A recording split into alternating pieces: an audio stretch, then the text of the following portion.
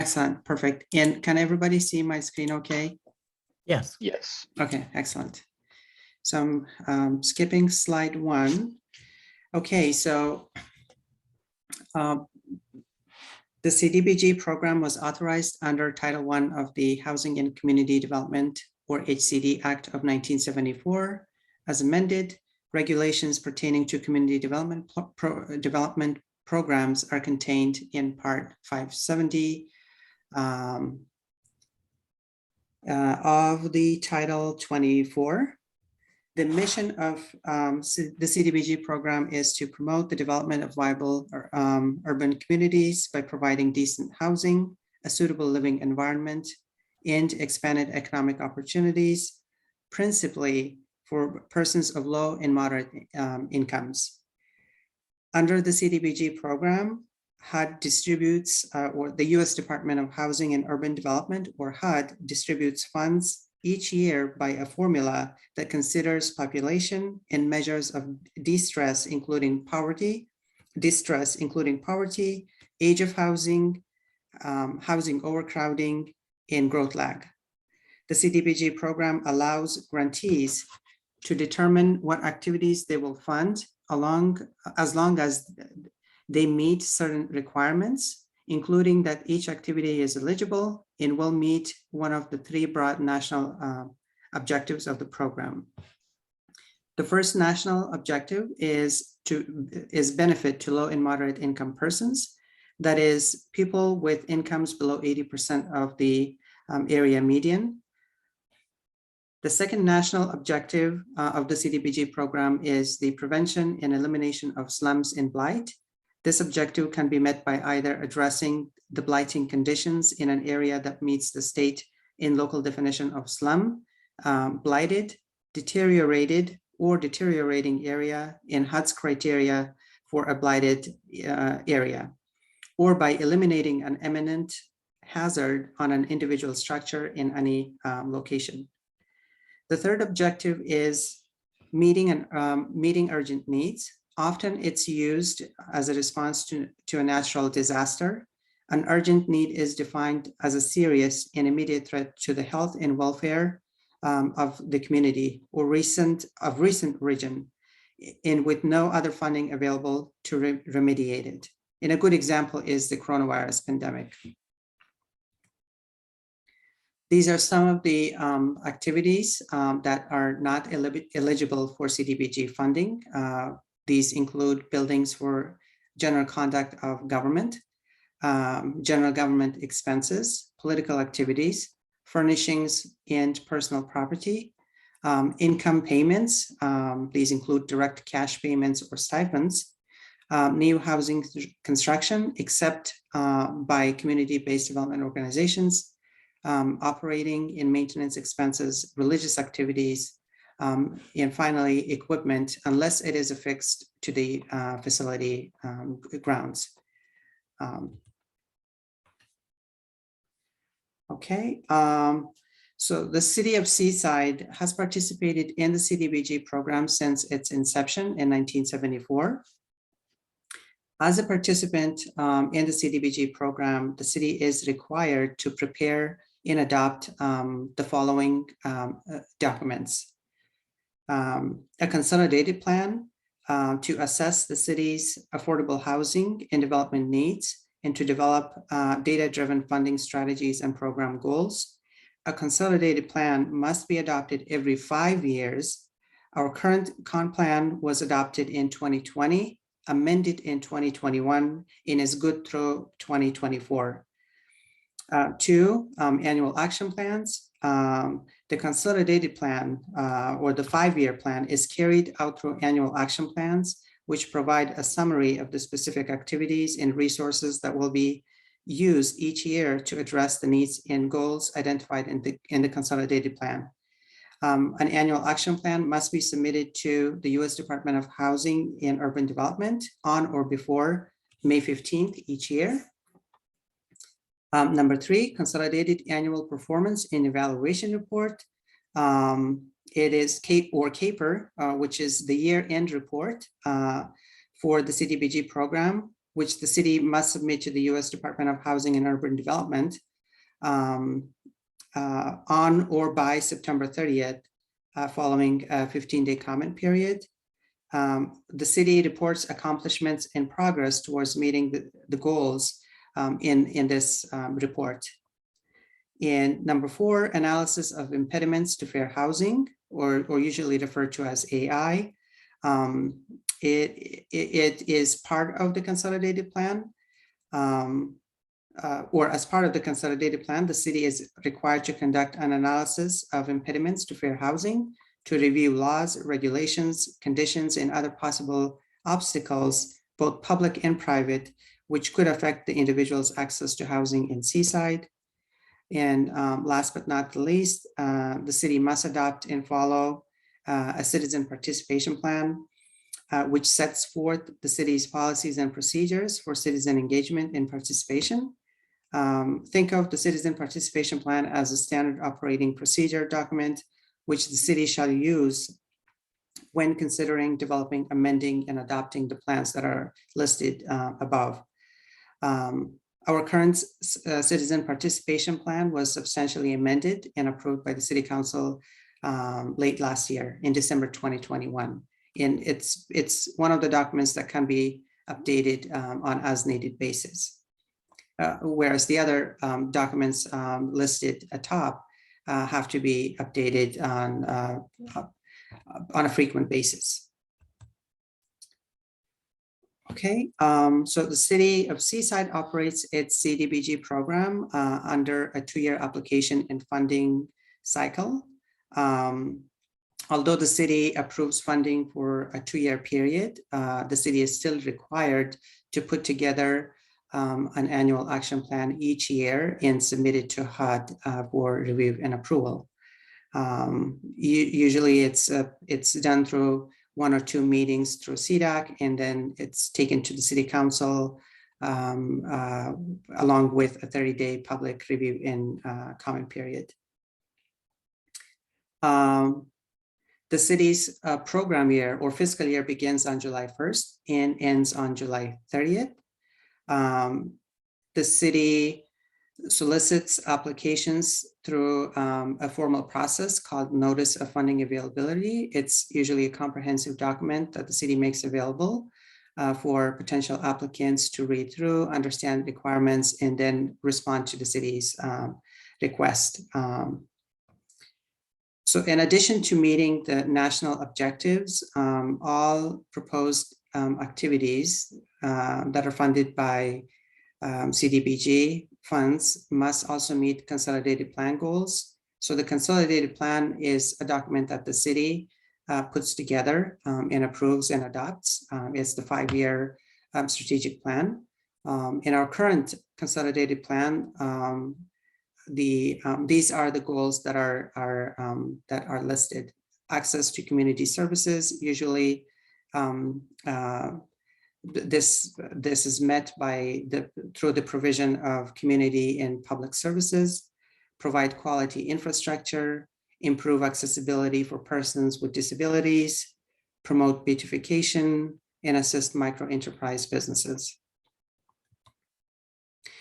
This is just a graphic of the funding cycle. As you can see, that the city operates under a 2-year funding cycle. This funding cycle, which is highlighted in orange color, represents the city's 3rd and 4th operating years of the 2020-2024 consolidated plan.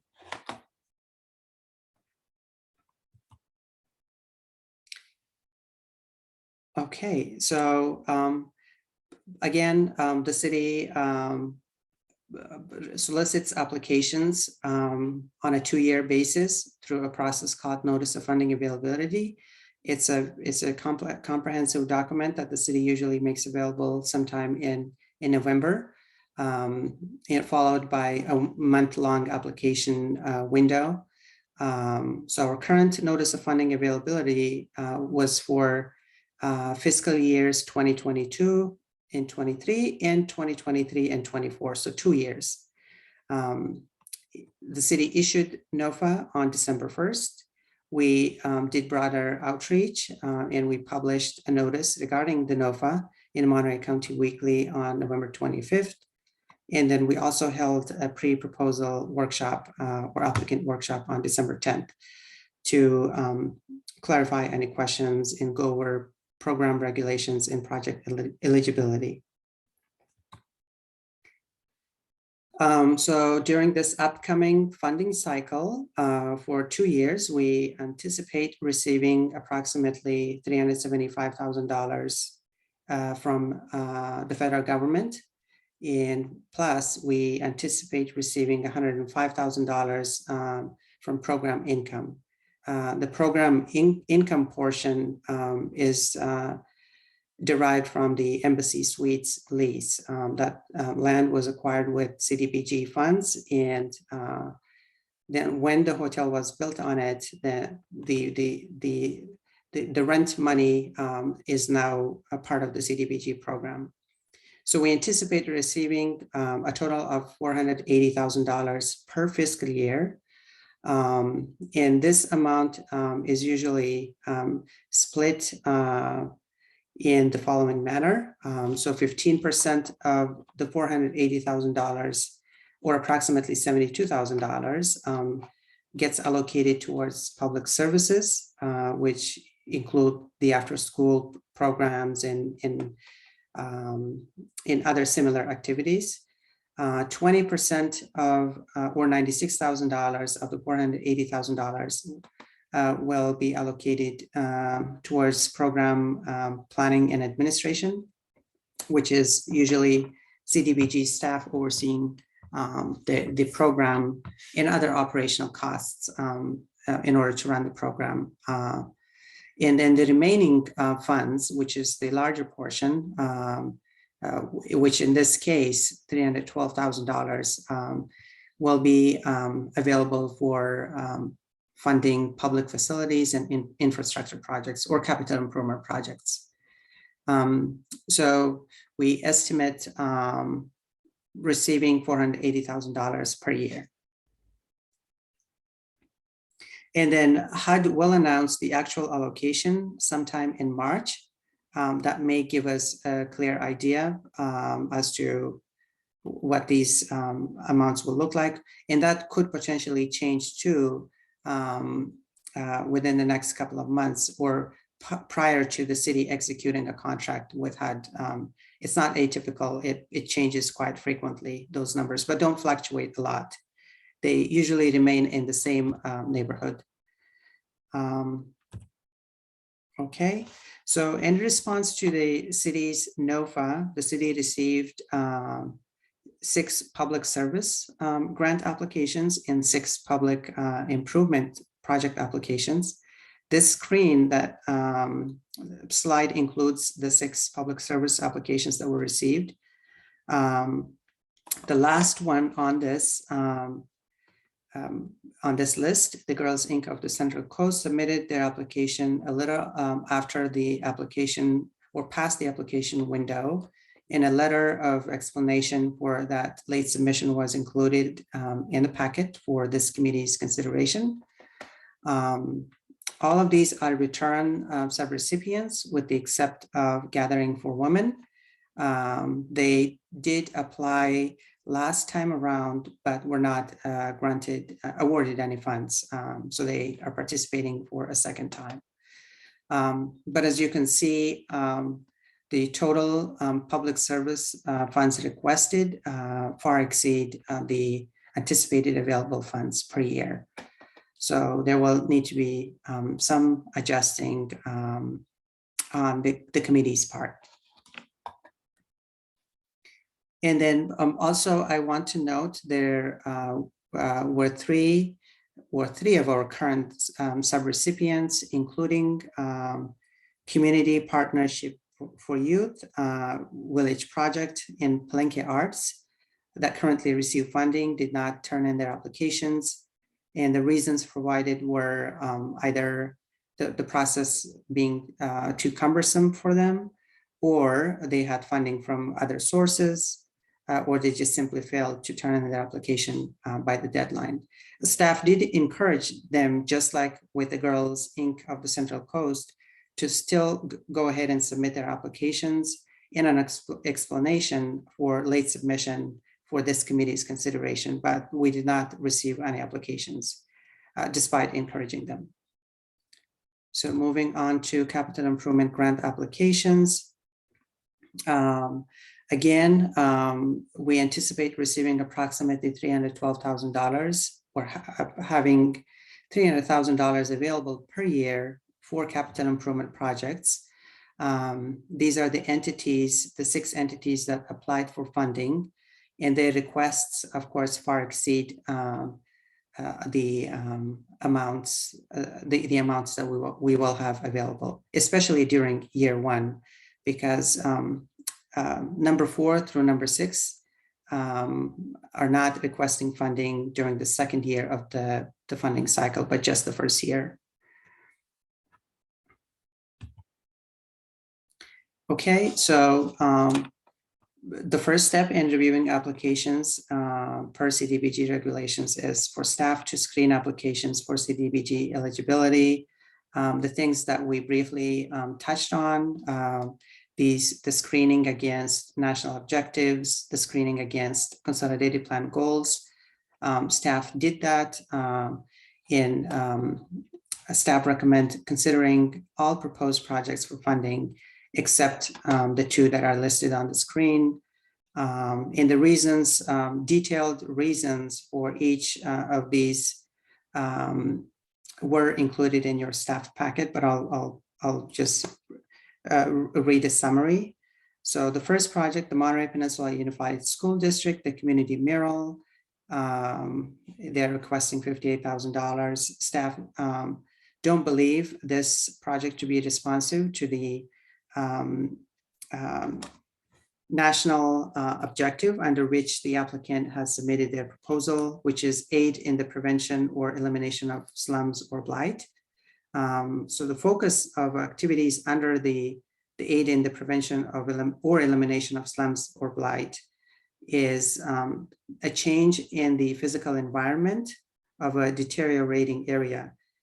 This objective can be met by either addressing the blighting conditions in an area that meets the state or local definition of a slum, blighted, deteriorated, or deteriorating area and HUD's criteria for a blighted area, or by eliminating an imminent hazard on an individual structure in any location. Again, so staff believe that this proposed project is not responsive to the national objective. And I see a hand raised. Can we please spare questions until the very end of staff presentation, please? I will take your questions. And then the second project that staff are not recommending is the purchase of an automatic float wrapping machine by Meals on Wheels of Monterey Peninsula for an amount of $80,000. And this is because the purchase of equipment is generally not eligible under CDBG regulations unless it is an integral structural fixture or a fixture that's affixed to the facilities. So those, and then additional information on these 2 was included in the staff report. So we just wanted to highlight these 2 projects for those who are participating in the meeting and the committee. Okay. One of CDAC's functions is to openly and impartially evaluate applications for CDBG funds and provide funding recommendations to the City Council. Therefore, staff is requesting this committee to review and evaluate all recommended applications and hold another public hearing on February 24th, 2 weeks from now, to deliberate on funding allocations and then formulate a package that for staff to take to the city council for consideration. So one thing that's optional is it will be this committee's discretion to request agencies to make presentations prior to our next meeting on the 24th. Should the committee need additional clarification on the projects, or if they want to meet the applicants and learn about their projects. And then also within our timeline, we will need to have 2 city council meetings, one on March 17th. That will be the meeting where staff will take CDAC's recommendation in a draft form and have the council and request the council consider and approve. And then immediately following that meeting, staff will release the draft annual action plan for public review and comment for a period of 30 days. That is required by HUD. And we will return the annual action plan approved by the city council at the March 17th meeting on April 21st for final approval. And then forgot about this. Any comments received during the public comment period will be included in that final annual action plan and submitted to HUD. So the goal is to submit, have this committee review applications and then come back on February 24th, deliberate on their evaluation process, and then recommend allocation for each project. Staff will take this committee's recommendation from the February 24th meeting to the city council on March 17th. And then on April 21st, the council will adopt a final annual action plan and which staff will need to submit by May 15th. So that's kind of the timeline. And with this, I will conclude my presentation and open it up for any questions.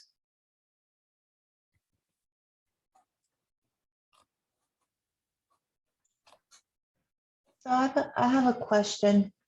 As a committee member, do we get an opportunity to discuss as a committee the applications? Because we know that they exceed the budget, but I'm just kind of wondering, are we doing this in a public forum, or can we do those detailed discussions in closed session? Unfortunately, no. All deliberations will need to be in public, so staff will allow for a time between now and February 24th. The committee members will have access to an online portal, the city's grant portal, where you can access all of the applications, the submitted materials, and then score each application. And then we can also share resources as to prior years, and then deliberations from past rounds of meetings to assist you with understanding the process and the best way forward.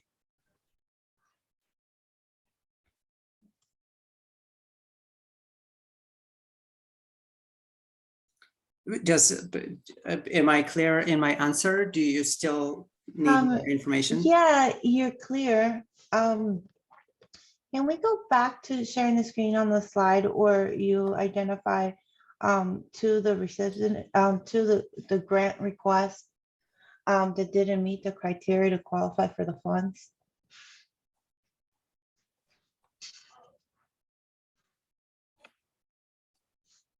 So the Monterey Peninsula Unified School District Community Bureau, I understand that it doesn't meet the funds, but they took the time to apply for this. And if it's the decision of this committee that maybe they would have better off applied using a different program, would us as a committee, can we make the recommendation for them to be referred instead of flat out telling them no? So I felt like they wanted to do a project to help out the community, and Thank you. That's a good point. So they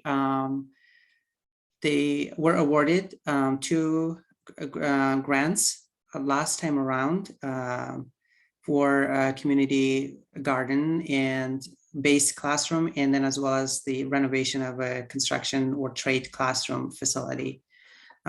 This year too, they are applying for a second round of funding for that classroom to do additional renovations. But with regards to steering applicants in the direction to apply for different projects, that's really not our job. We once applications are submitted, proposals are submitted, we consider only those for funding. And if they don't meet the criteria, we disqualify them from the program. And then they could come back in the future and apply for a different project. But and again, every time we think about all the things that we want to do, we need to be cognizant of the national objectives, the tie back to the national objective of a proposed project, as well as the tie back of those and whether those benefit low and moderate income persons, and then also the tie back to the consolidated plan goals. It sounds like a wonderful project, but it's just not responsive to currently not responsive to the national objective under which they're submitting their project. I mean, it could be the council, this committee could, request city staff to, put forward the recommendation to the council to come up, with, but it's going to be a process with limited resources, to define a slum or define a deteriorated area. It takes, Right. and it's not an easy task. That's what I was wondering. Has the city of Seaside designated any areas that are considered slums or a blight area? I don't believe, no. The only, I think that, we only have one census tract that's designated a qualified census tract where, activities may be eligible. Activities like this may be eligible, but I'm not even sure. But that the school district doesn't fall within that Right. that census tract. Also, I understand that, everybody's asking for a specific amount, but we're able to award less than that, aren't we? That is true, and that's that will be the job of this committee to Keep ourselves in budget. That is correct. Yes, I mean, we can only award so much, so Right. we have to. Yes, we have to make adjustments, and depending on the proposed scope of work, how much benefit they do to low and moderate income persons, and things of that nature, as well as considering past performance, which is included. All of those performance data is included for these return subrecipients in the CAPER document. So there will be a magnitude of multitude of factors that the committee will need to take into account when we evaluate and then allocate funds for these projects. Okay, so are we able to take a look at the application itself? Can we meet with someone like you in the city? Absolutely. And what would be the purpose? Well, I would just like to see what their reasoning is for what they need and why they feel that they're, entitled to this, or why they are applying for this. So that was one of staff's optional recommendation to this committee is you can direct staff to go back to these to these applicants and request them to make presentations to this committee so you can better understand the scope of their work, and perhaps if they have examples to show, and they can even talk about their past performance in relationship with the city. It will put a lot of their detailed information in perspective. So Right. I'm certain that all of these applicants will be able to will be able to provide presentations to this committee before our February 24th meeting. I'm very much interested in that. And we were provided documents for even the two that were not recommended. Is that correct? That is correct. Yes, staff included all applications for this committee's consideration and review. Again, this is just a staff preliminary recommendation because they are just not responsive to the national objectives. And when that's the case, we just have to move forward and put them aside. And then Right. all we can do is suggest to them alternative projects, but for next round, it wouldn't be fair to work with them to draft a new proposal while we're 2 months out of the application window. And how many, what's the total amount of applicants that we have? So we have 6, and I'll go back. We have 6 public service grant applications, and we have 6 capital improvement grant applications. And in these lists, I have included, so in this table, I've included both the community mural project proposed by MPUSD, as well as the purchase of the automatic flow wrapping system by Meals on Wheels of Monterey Peninsula. But even if we exclude them from the table, we will have less funding than what is being requested. And then also, while I'm on this table, I just would like to highlight that the public facilities and infrastructure bucket of funds, the city has the first right to it. So if the city determines that it is in the best interest to spend this money on a public facility or a park, especially when it's primarily benefiting low and moderate income persons, the city could designate all of the funds for projects carried out by the city. So, for example, we have the City of Seaside Engineering Department. If they had enough projects or eligible projects, this committee and the city council could decide to allocate all of the funds to projects that are carried out and owned by the city. It's just something out there, but historically the city has partnered with all these fantastic organizations, and they've done wonderful things in our community. So when did you say we would get the accurate number of the funds for the year? So in March, the U.S. Department of Housing and Urban Development will publish just an Excel file on their website, and staff can report on those numbers to this committee. We don't know the exact date. Usually it's like in the 3rd week of March where they publish the list. But those are just, that's just like a tentative schedule.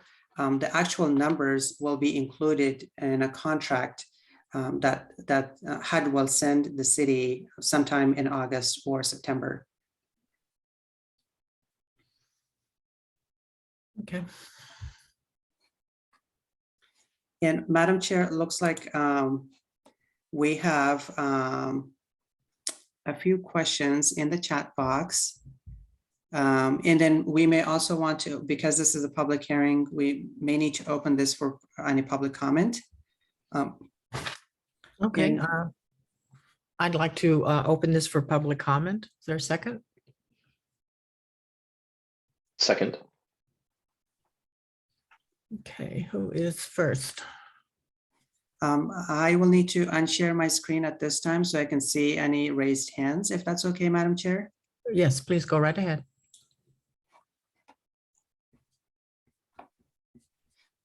Okay, we do have one hand raised. Andrew, did you want to make any public comment? Yeah, I just wanted to share, this process is always difficult given the more requests than dollars. The only kind of comment I would just like to add is in the event that the city finds awarding funds to projects within the city's plans, just to really consider whether in future years having an internal process first before you go to a public NOFA, only because the nonprofit time to submit this application is intense, right? It's not a brief application, nor should it be. So I would just ask that the city consider that if in fact improving the parks or larger projects takes up the bulk of the funds allocated. Thank you. Thank you for your comment. Thank you.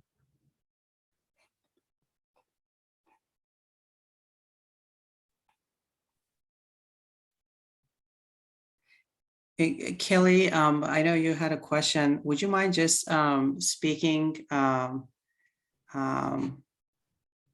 just asking your question so everybody can hear, please? If you still Certainly, have that question. Yes, well, maybe it was a clarification. Someone had asked to say, do we only get to consider the amount of money that the nonprofit is asking for? And what I was just asking just clarifies what I understand is that it's not an all or nothing. Right.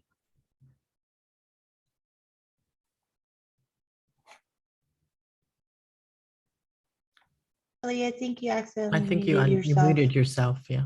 Yeah, I got really bad Wi-Fi. I do apologize. I was just saying is that what I always understand is that the committee can decide that they're going to reduce things by percentage for everybody or give one person less and one person more. It's up to how well the grantees have put forth their request. So that's why I just wanted to clarify. I'm sure that's what it is, but I just want to clarify. It's what you guys are able to decide. Thank you. We can all, yes, thank you. Madam Chair, can I provide some clarification, please? Please do. So Kelly, thank you for your question. So again, the committee is not being asked tonight to, make those funding recommendations. There will be a discussion at our next meeting on February 24th. The committee will use an online evaluation tool. Just read the applications, score them. So scoring is one factor that's taken into account. Past performance, definitely another factor. But yeah, I mean, there will be some adjusting to all the numbers. And we may use the approach that the city has used in the past with regards to how the allocations will be appropriated. Since the requested funding far exceeds available funds. Thank you for that.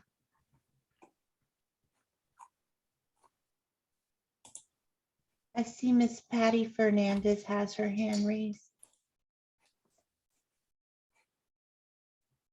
Okay.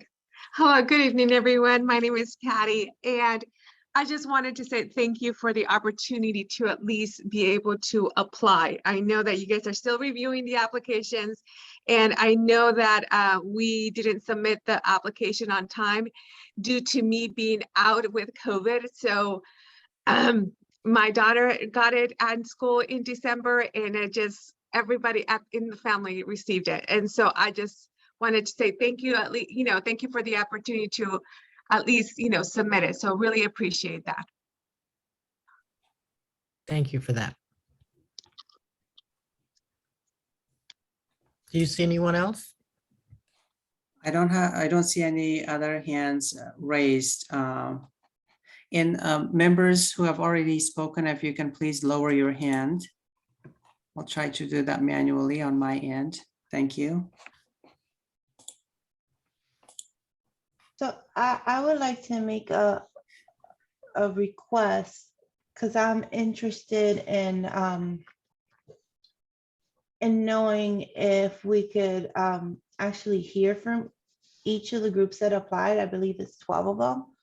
And I'm wondering if it's appropriate to maybe get a 5-minute presentation from each group. And after they present, it gives us a chance to ask any questions if we may have that they could be able to clarify. Is that something that I have to make a motion to make that request, or? You can simply provide a direction to staff. We don't need to vote on that. Yeah, so, or we can, the committee can put together, like a list of, next steps or directions for staff, and then take one vote to approve those recommendations or directions to staff. I think that would be a good way to conclude the public hearing, to take a roll call vote. But yes, it's not unusual. A lot of cities do that, requesting applicants to make, presentations, and it only makes sense. Right. I would be interested in those presentations too. I think if it will really depend on when the committee is able to hold a meeting again and then receive those presentations. And then I'll work with each applicant to make sure that they have someone to, provide a brief presentation to this committee. And it has to be before our next meeting on the 24th, because our timeline is driven by HUD requirements. Can we pick a date now, or? Absolutely, yes, that's definitely within your purview.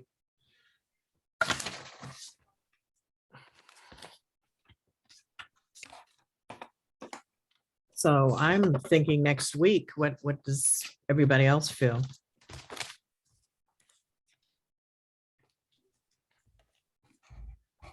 I think next week makes sense.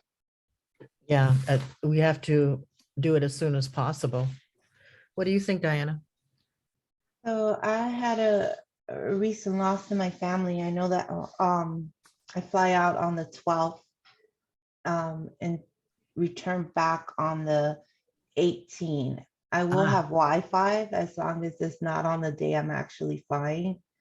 My grandmother passed away, and I'm sorry. my family's back home in Miami, Florida.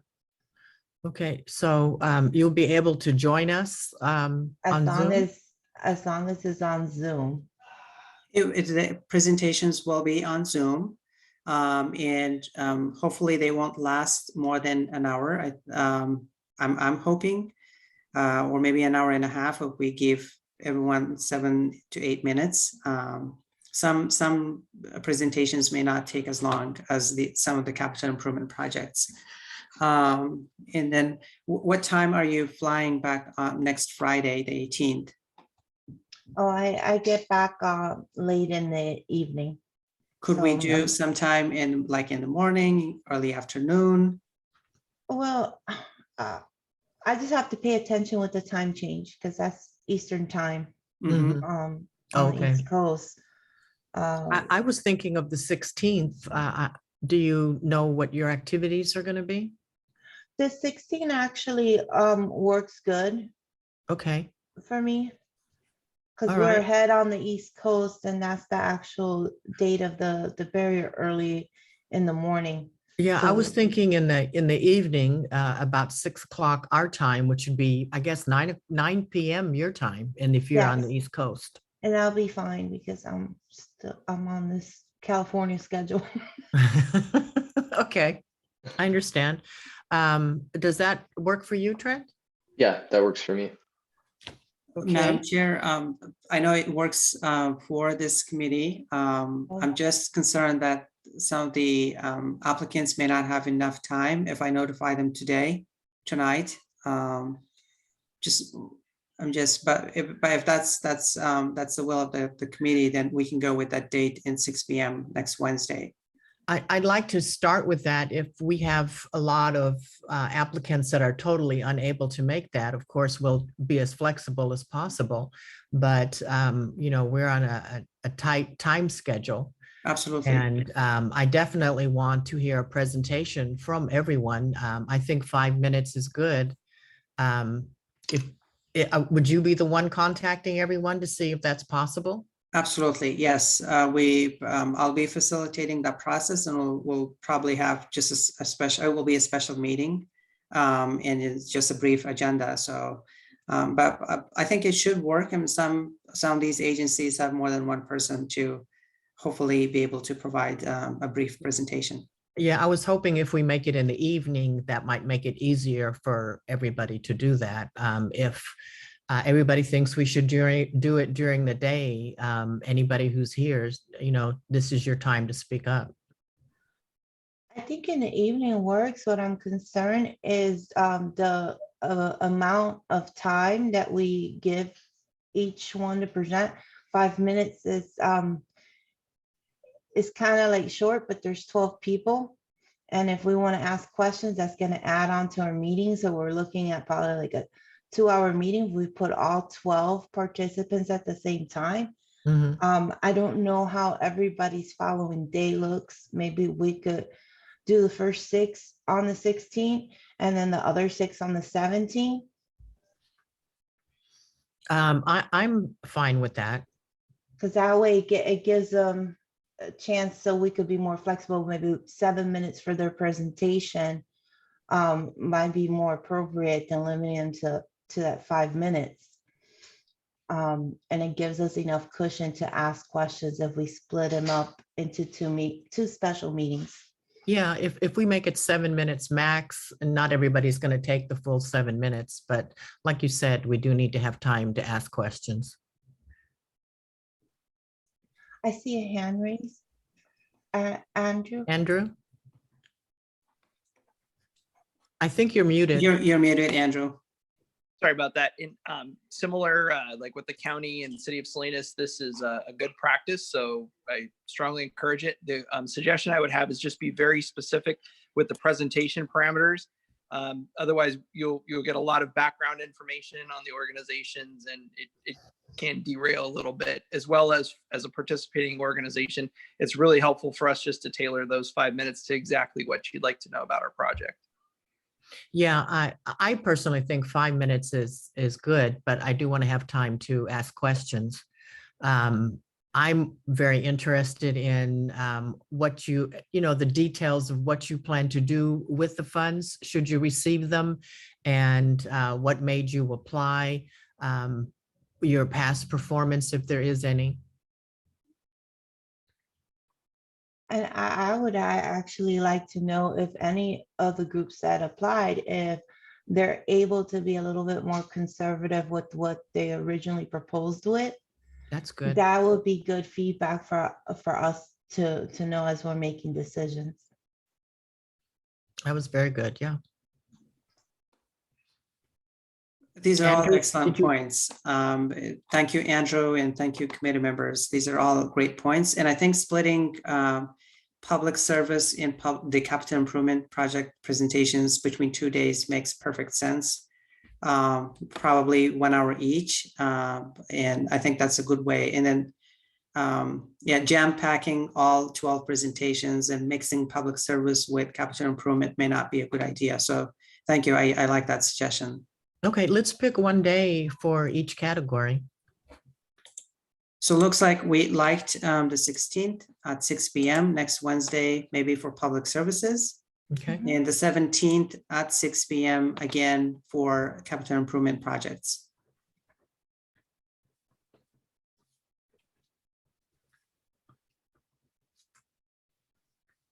Okay, do we need to make a motion on that? So that's that. And then I believe that's the only direction that's the only direction staff needs from you at this point. We'll coordinate the dates and times, and as well as indicate the parameters of presentations to all of the applicants. And we'll be sending out just brief special agendas to make the process formal for 2 special meetings for next week. That is it, unless the committee has any other questions. And then as far as the accessing the online tool, I will send each one of you an email with an access code. Right, thank you. Yeah, it's a very simple scale-based evaluation tool that you use to rate each application. But perhaps that it might be practical to wait on that until after you have heard from the applicants and reviewed the applications. And staff will also share the video links for prior CDAC meetings and city council meetings where they deliberated on, funding allocations and what methodology they used for,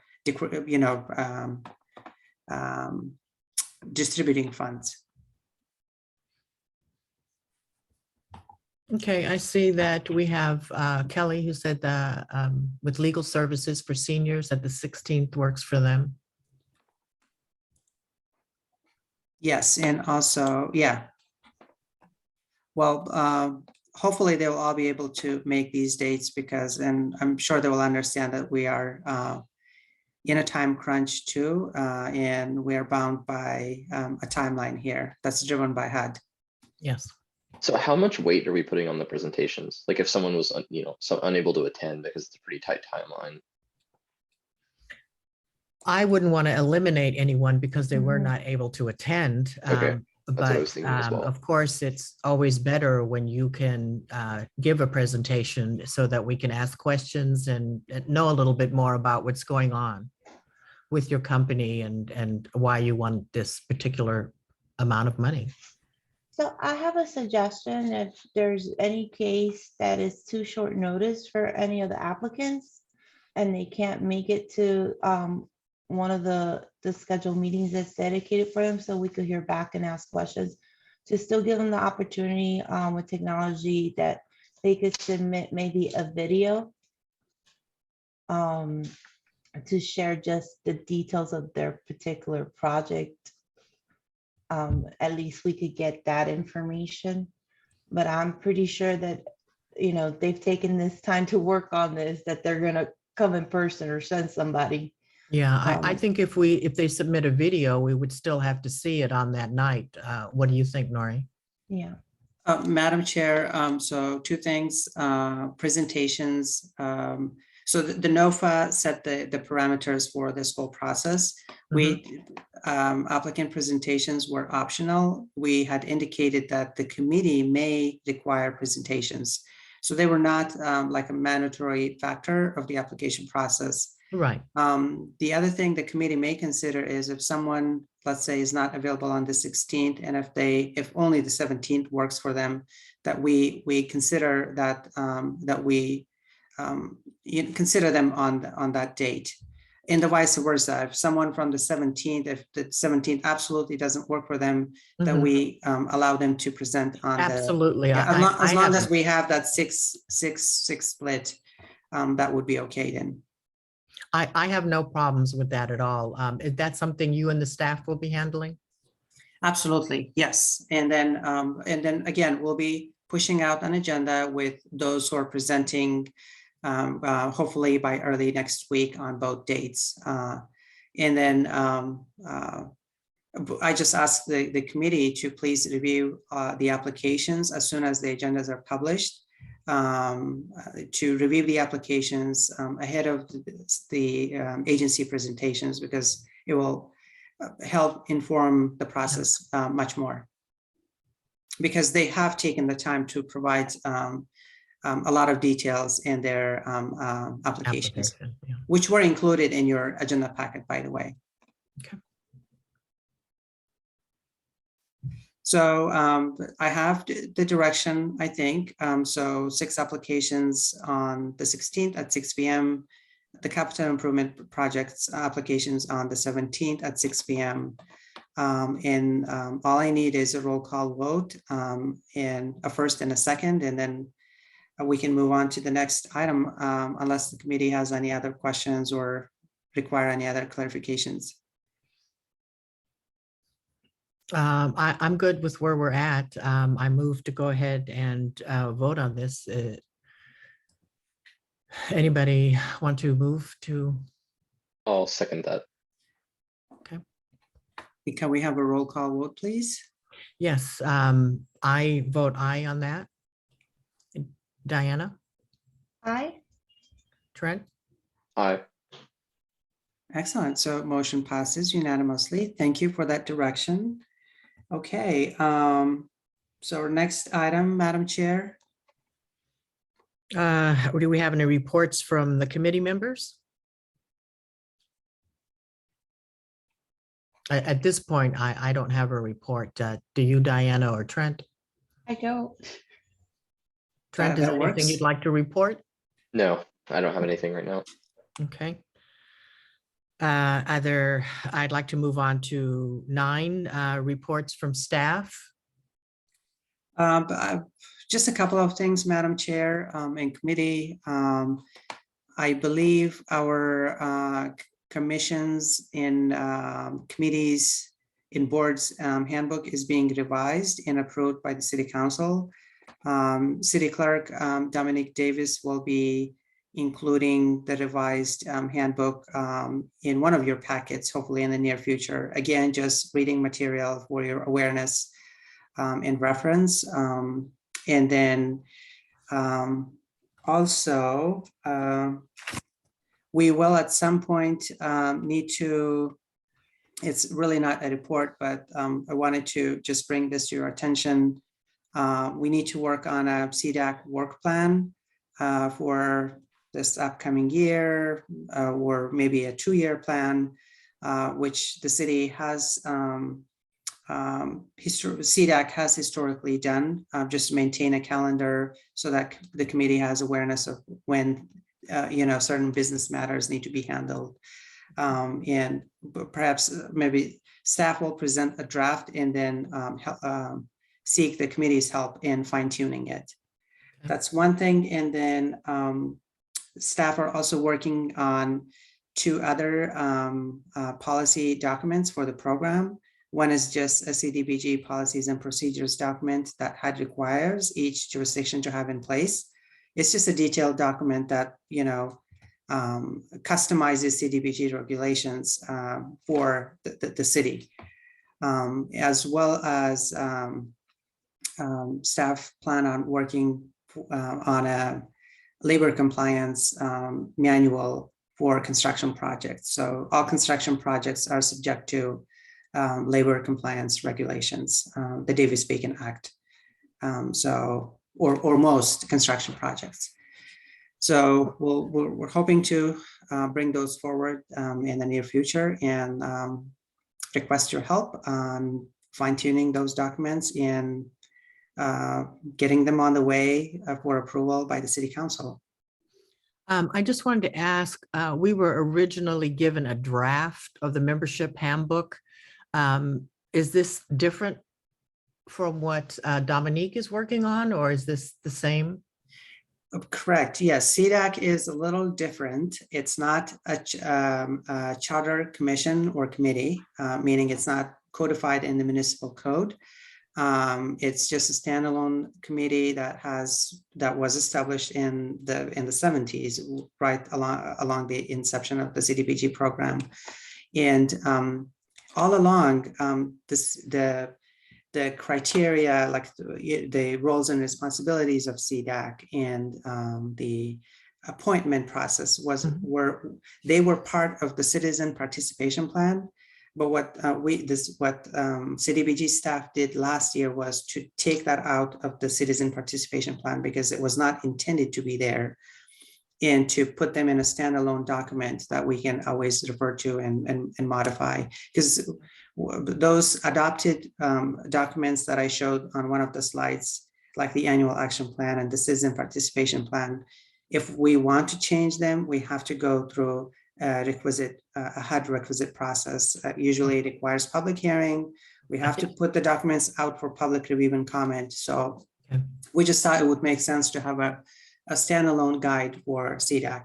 But there is some overlap between your membership guide as well as the other handbook that is utilized by other commissions and boards.